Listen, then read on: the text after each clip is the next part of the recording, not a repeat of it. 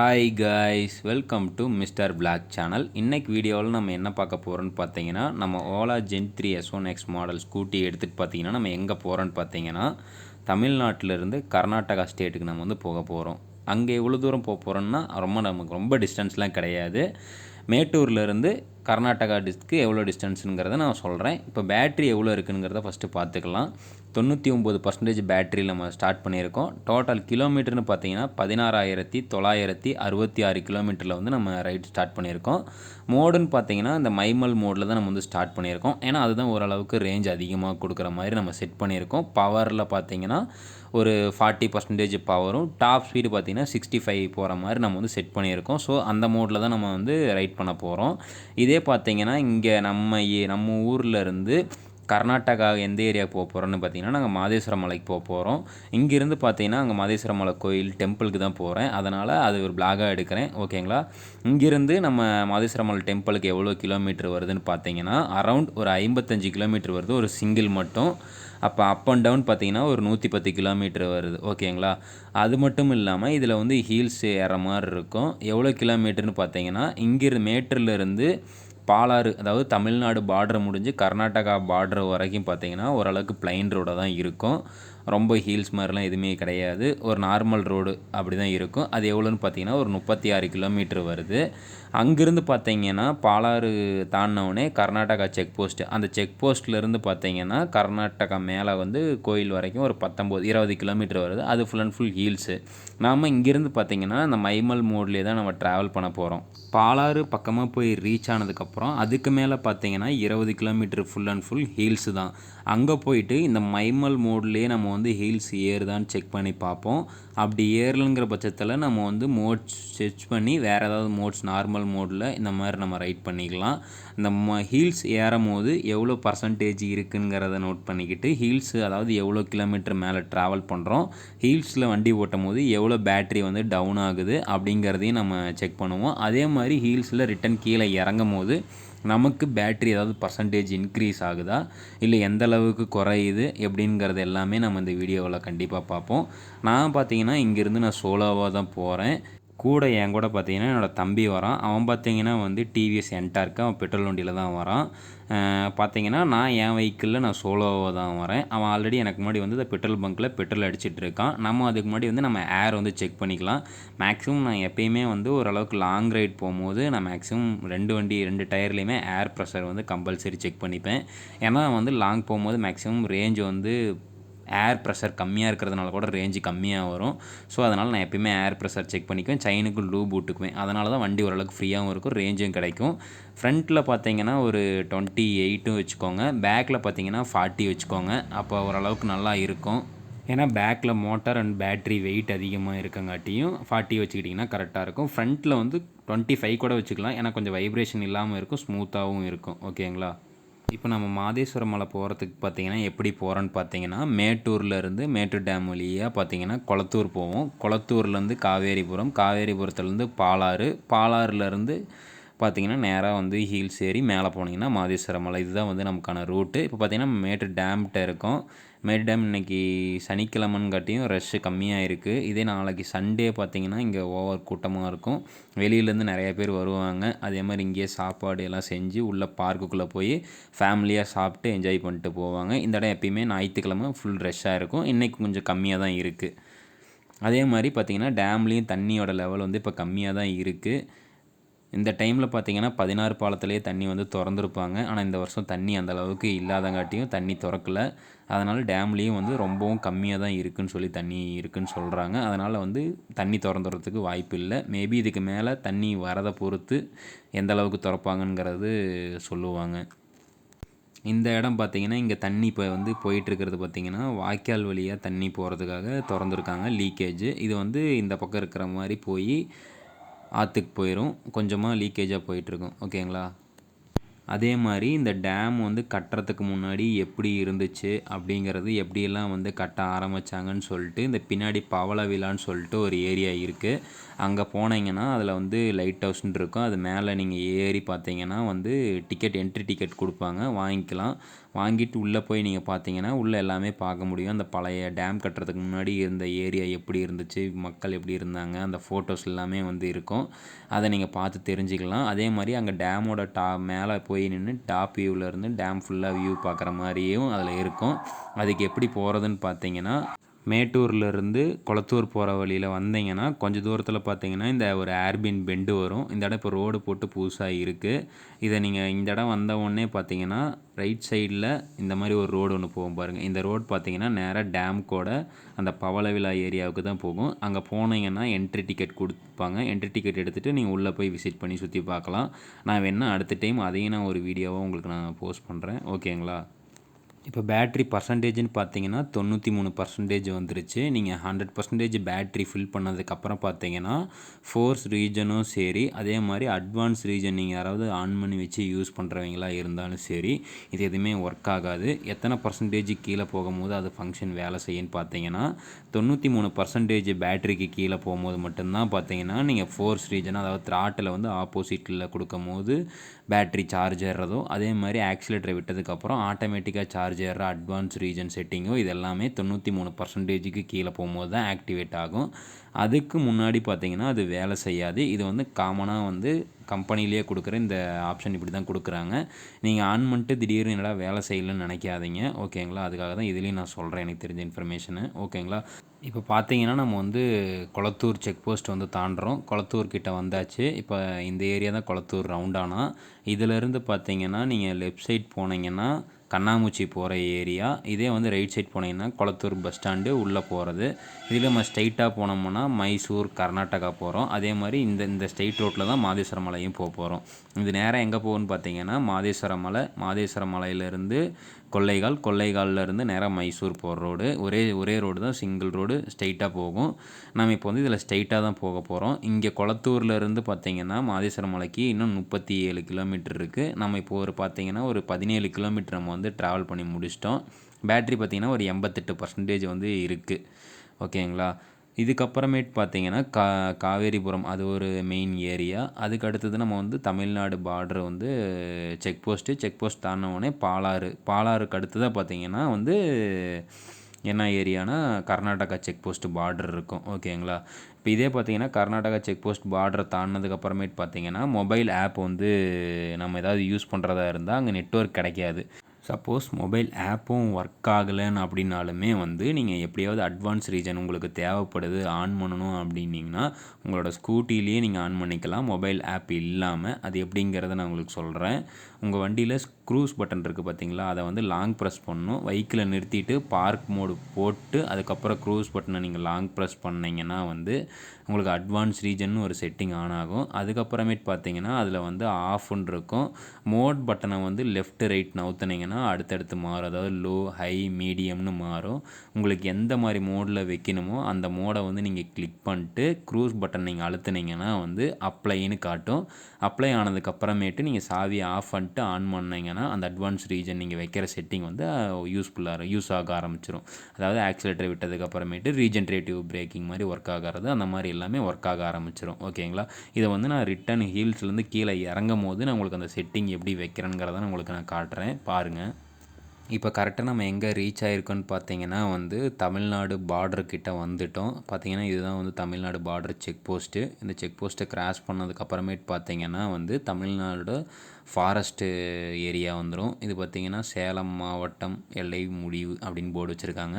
இப்போ இதிலேருந்து பார்த்தீங்கன்னா ரிசர்வ் ஃபாரஸ்ட்டு, இது ஃபாரஸ்ட் ஏரியாவுக்குள்ளே வரும். இதுக்கு அடுத்ததாக பார்த்தீங்கன்னா ஃபாரஸ்ட்டோட தமிழ்நாடு செக் போஸ்ட் வந்து கடைசியில் வரும், ஓகேங்களா? இப்போ பேட்ரி எவ்வளோ பர்சன்டேஜ் இருக்குதுன்னு பார்த்தீங்கன்னா 79% இருக்குது.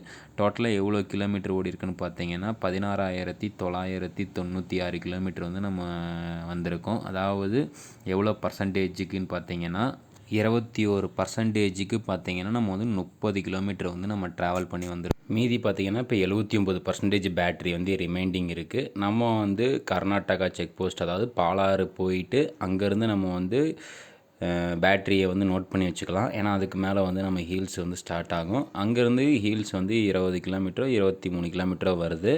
அந்த 23 கிலோமீட்டர் நம்ம ஏறும்போது பேட்டரி எந்த அளவுக்கு நமக்கு ட்ரை ஆகுது எப்படிங்கிறத நம்ம பார்ப்போம் வாங்க.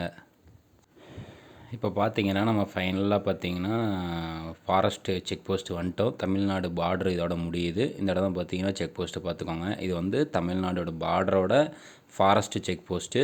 இதுக்கு அடுத்ததாக பார்த்தீங்கன்னா பாலாறு நடுவில் இருக்கும். அந்த பாலாறு பாருங்கள் காட்டுறேன். இப்போ எப்பயுமே இந்த டைமில் பார்த்தீங்கன்னா டேமில் தண்ணி ஃபுல்லாக இருக்கும். அப்போ இந்த டைமில் தண்ணி இங்கேயும் ஓரளவுக்கு நல்லா வரும். இந்த வருஷம் தண்ணி கம்மியாக இருக்குங்காட்டியும் இங்கே பாலாறுலேயுமே தண்ணி இல்லை. பாருங்கள் உங்களுக்கு நான் காட்டுறேன்.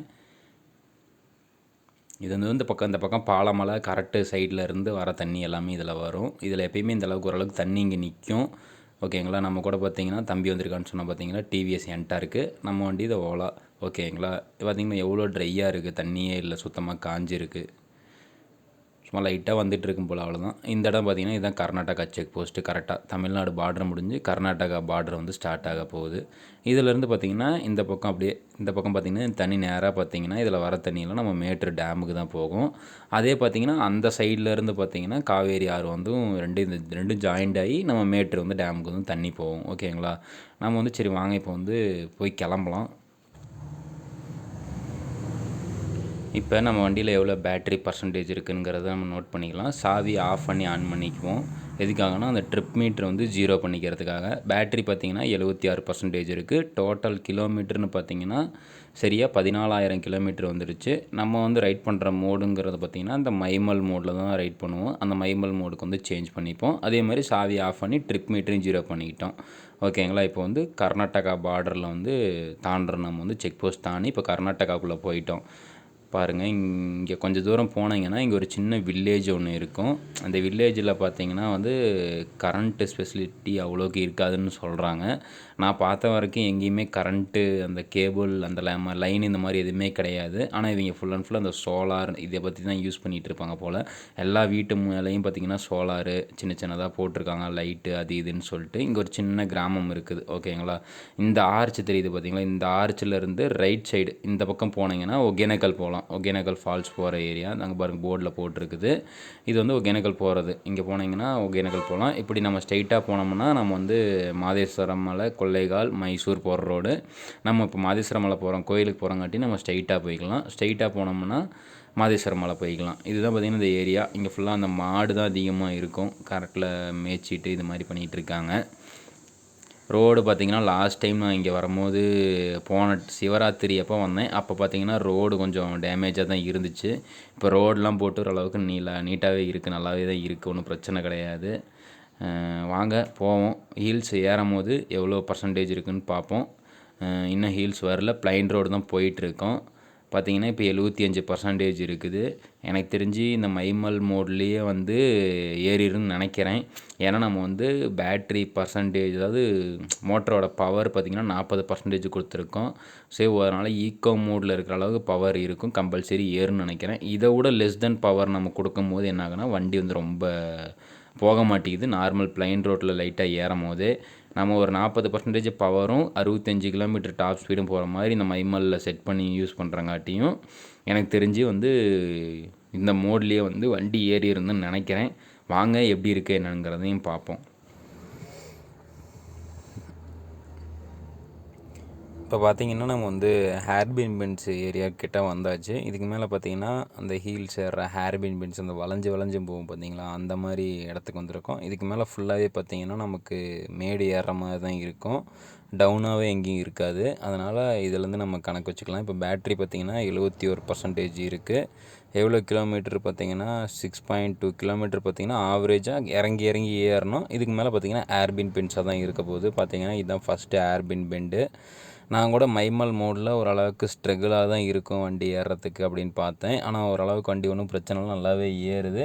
ஆனால் ஸ்ட்ரகிள் ஆகுது. எப்படி சொல்கிறதுனா நல்ல ஒரு இந்த மாதிரி கார்னரிங்கில் பார்த்திங்கன்னா ஏறும் போது பார்த்திங்கன்னா ஏறிட்டு ஆக்சிலேட்டர் கொடுக்கும்போது கொஞ்சம் அப்படியே ஸ்லோவாக தான் பிக்கப் எடுக்குது, ஓரளவுக்கு ஃபாஸ்ட்டாக இல்லை, அந்த மாதிரி தான் இருக்குது. ஆனால் வந்து மைமலில் ஏறுது. இதே வந்து பில்லியனோட ஏறி இருந்தேன்னா எனக்கு தெரிஞ்சு மைமலில் வந்து ஏறாதுன்னு நினைக்கிறேன். ஏன்னா அந்த 40% பவருக்கு நம்ம செட் பண்ணி வச்சுருக்கிறோம் பார்த்தீங்களா, அந்த பவருக்கு இப்போ நான் சோலோவாக இருக்குங்காட்டியும் வண்டி நல்லா நார்மலாக நல்லா ஏற ஆரம்பிச்சிருந்தாலும் அந்த ஓரளவுக்கு ஸ்ட்ரகிள் ஆகி கொஞ்சம் தம் கட்டி ஏறிடுது. இதுவே பார்த்தீங்கன்னா வந்து பில்லியனோட ஏறும்போது என்ன ஆகுன்னு பார்த்தீங்கன்னா கொஞ்சம் வந்து ஏறதுக்கு சிரமமாக தான் இருக்குதுன்னு நினைக்கிறேன். ஏன்னா நான் சோலோவாக தான் வந்திருக்கேன், அதனால் பில்லியனோட ரைட் பண்ணல. ஏன்னா இதுதான் ஃபஸ்ட் டைம் வந்து ஹீல்ஸ் ஏரியா இருக்கங்காட்டியும் லாங் வரங்காட்டியும் என்ன ரேஞ்சு வருது என்ன ஏதுன்னு நமக்கு தெரியல. ஸோ அதனால் ரிட்டன் நம்ம போக முடியுமான்னு எனக்கு தெரியல. ஸோ அதனால் நான் பார்த்தீங்கன்னா சோலோவாக தான் வந்தேன். என் கூட தம்பி என்டார்க்கில் வந்திருந்தேன், நான் முதல்ல காட்டினேன் பார்த்தீங்களா அவர். அதனால் போயிட்டுருக்கோம். வாங்க மேலே போய் ரீச் ஆகிட்டு உங்களுக்கு எவ்வளோ பேட்ரி பர்சன்டேஜ் யூஸ் பண்ணியிருக்கு, எவ்வளோ அதுக்கு ரேஞ்சு வந்து கிலோமீட்டர் வந்து ரன் ஆகிருக்கு, எவ்வளோ வந்து ஹீல்ஸுக்கு மட்டும் ட்ரை ஆகிருக்கு என்னங்கிறத தெரிஞ்சுக்கலாம். அதே மாதிரி இந்த மாதிரி க்ரூஸ் கண்ட்ரோல் வந்து அதிகமாக யூஸ் பண்ணாதீங்க ஹீல்ஸில் போகும்போது. ஹீல்ஸ்லேயோ ஓரளவுக்கு நல்லா நார்மலாக போகிறப்ப எக்கனாமிக்காக ஓட்டணும்னு நினைக்கிற போது க்ரூஸ் வந்து அதிகமாக யூஸ் பண்ணாதீங்க. ஏன்னா க்ரூஸ் யூஸ் பண்ணிங்கன்னா க்ரூஸ் வந்து பவரை வந்து கன்சல்ட் பண்ணாது, ஸ்பீடை தான் வந்து எடுத்துக்கும். அதாவது நீங்கள் ஒரு 40 கிலோமீட்டர் ஸ்பீடில் க்ரூஸ் பட்டன் அழுத்துனீங்கன்னா அந்த 40 கிலோமீட்டர் ஸ்பீடு வந்து ஃபுல் மேடாக இருந்தாலுமே அது 40 கிலோமீட்டர் ஸ்பீட்லேயே தான் அந்த மேட்டையும் ஏற பார்க்கும். அப்படிங்கும் போது என்ன ஆகுனா, நீங்கள் ஒரு 30% பவர் யூஸ் பண்ணிகிட்டு இருக்கீங்க பிளைன் ரோட்லனா, இப்போ அந்த அதே 40 கிலோமீட்டர் ஸ்பீடில் மேடு ஏறும் போது பார்த்தீங்கன்னா ஒரு 60% பவர் தேவைப்படுதுன்னு வச்சுக்கோங்களேன். அது 60% பவர் வந்து தாராளமாக எடுத்துக்கும் போது என்ன ஆகுனா பேட்ரி சீக்கிரம் ட்ரை ஆகும். ஓகேவா உங்களுக்கு. இதே நம்ம வந்து பார்த்திங்கன்னா இப்போ ஒரு 40 கிலோமீட்டர் ஸ்பீடில் போயிட்டுருக்கோம், ஒரு 1 கிலோவாட் பவர் யூஸ் பண்ணுறோம் அப்படின்னு வச்சுக்கோங்களேன். அப்போ அதே ஸ்பீடில் நம்ம அதே பவர் யூஸ் பண்ணும் போது என்ன ஆகுனா மேடு ஏறும் போது பார்த்திங்கன்னா அப்படியே அந்த ஸ்பீடு வந்து ரெடியூஸ் ஆகிட்டே வரும் கொஞ்சம் கொஞ்சமாக.